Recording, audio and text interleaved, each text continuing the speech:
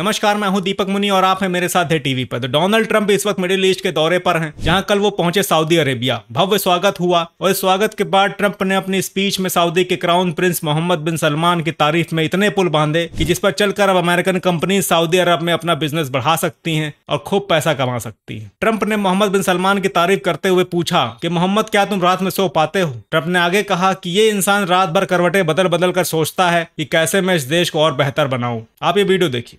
him, I'd get out of here so fast. You know that, don't you? He knows me well.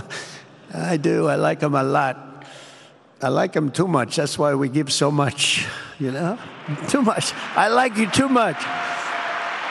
तो Trump Mohammad बिन सलमान को बहुत दिलो जान से चाहते हैं और पसंद करते हैं, और ये सब सुनकर मोहम्मद बिन सलमान की खुशी का कोई ठिकाना नहीं था। आफ्टर ऑल, इतने सालों से वेस्ट मोहम्मद बिन सलमान को जमाल खशोगी को मरवाने के लिए कोसता आया है। 2018 में अमेरिकन डेली वॉशिंगटन पोस्ट के जर्नलिस्ट जमाल खशोगी को टर्की में असैसिनेट कर दिया गया था। CIA ने अपनी रिपोर्ट में कंक्लूड किया था कि इसके पीछे मोहम्मद बिन सलमान का हाथ है। तब से यूएस और सऊदी के रिश्ते हिचकियों भरे रहे हैं, पर डोनाल्ड ट्रंप ने बिना इस बात का जिक्र किए इतनी तारीफ कर दी तो मोहम्मद बिन सलमान को खुश होना तो बनता ही था। बाकी इनकी खुशी कितनी ज्यादा है वो आप देख सकते हैं, पर कहते हैं ना कि एवरीथिंग हैज अ प्राइस। तो इस खुशी का प्राइस है $142 बिलियन का डिफेंस एग्रीमेंट जो सऊदी अरब ने यूएस के साथ की है। इसके अलावा सऊदी अरब $600 बिलियन यूएस में इन्वेस्ट करेगा। तो डोनाल्ड ट्रंप एक बिजनेसमैन और इनके लिए बिजनेस मैटर करता है। रशिया यूक्रेन वॉर से बढ़ते हुए तेल के दाम, जियोपॉलिटिकल इक्वेशंस, ईरान, इन सब चीजों का यहाँ पर कंट्रीब्यूशन है। खैर, ये जियोपॉलिटिक्स है। अच्छा, ये सब जो यहाँ पर हो रहा है इसको कोई दूर से बैठकर ऑब्जर्व कर रहा होगा और ये सब देखकर उसका खून जरूर जल रहा होगा। जी हाँ, सही पहचाना आपने। यहाँ बात हो रही है इजराइल के पीएम बेंजामिन नेतन्याहू की। मिडिल ईस्ट में जियोपॉलिटिकल सिचुएशन ऐसी है कि जब जब यूएस मिडिल ईस्ट के किसी भी अरब देश के साथ नजदीकियां बढ़ाता है तो इजराइल अनकंफर्टेबल होने लगता है। और यहाँ पर नेतन्याहू के अनकंफर्टेबल होने की एक और वजह है, और वो ये कि कल ट्रंप ने सीरिया पर लगे सारे सैंक्शंस को हटाने का ऐलान कर दिया और साथ में ये भी कहा कि ट्रंप ऐसा सऊदी अरब और टर्की के कहने पर कर रहे हैं। और ये सब सुनकर तो नेतन्याहू और ज्यादा अनकंफर्टेबल हुए होंगे।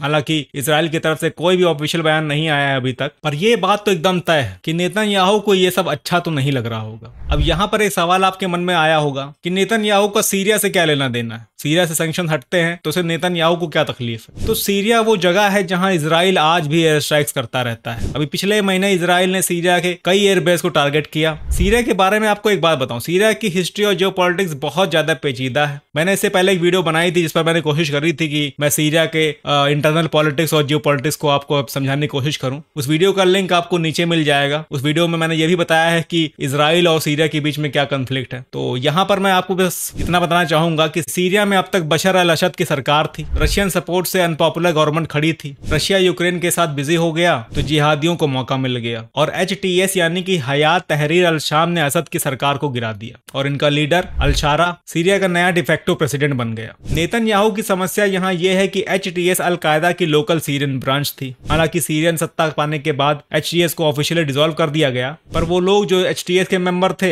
आज वो सीरियन गवर्नमेंट के मेंबर हैं। इनके लीडर अल शारा ने रीजन में सभी से पीस एस्टेब्लिश करने की अपील भी की। नेतन्याहू को भी शांति संदेश भिजवाया है, पर नेतन्याहू का मानना है कि कुत्ते की दुम कभी सीधी नहीं होती। Once a terrorist is always a terrorist. Netanyahu को अल शारा पर भरोसा नहीं है। नेतन्याहू का मानना है कि एक बार इन लोगों ने अपने आप को एस्टेब्लिश कर लिया और ये वापस ईरान के साथ मिलकर यहाँ पर इजराइल के खिलाफ अपना एडवेंचर शुरू कर देंगे। खैर, नेतन्याहू के कुछ भी मानने से क्या होता है जब यूएस का पक्ष और विपक्ष सीरिया से सैंक्शन हटाने के फेवर में है। यूनाइटेड नेशंस ने भी ट्रंप के इस मूव का समर्थन किया है। सभी का मानना है कि सीरिया को एक चांस मिलना चाहिए। ट्रंप ने अपने स्टेटमेंट में कहा कि it's their time to shine, we are taking them all off, good luck Syria, show us something very special. आज सऊदी अरब में ट्रंप सीरिया के डिफेक्टिव प्रेसिडेंट अल शारा से मिलने वाले हैं, जो निश्चित रूप से नेतन्याहू की आंखों में खटकेगा। पर क्या कर सकते हैं, यही जियोपॉलिटिक्स है। फिलहाल ये तो वक्त ही बताएगा कि ट्रंप सही है या नेतन्याहू, पर सीरिया और सीरिया के लोगों को एक चांस मिलना चाहिए। यहाँ पर मुझे महात्मा गांधी जी की एक बात याद आ गई। उन्होंने कहा था कि destroy the evil not the evil doer. मारना है तो बुराई को मारो, बुराई करने वाले को नहीं।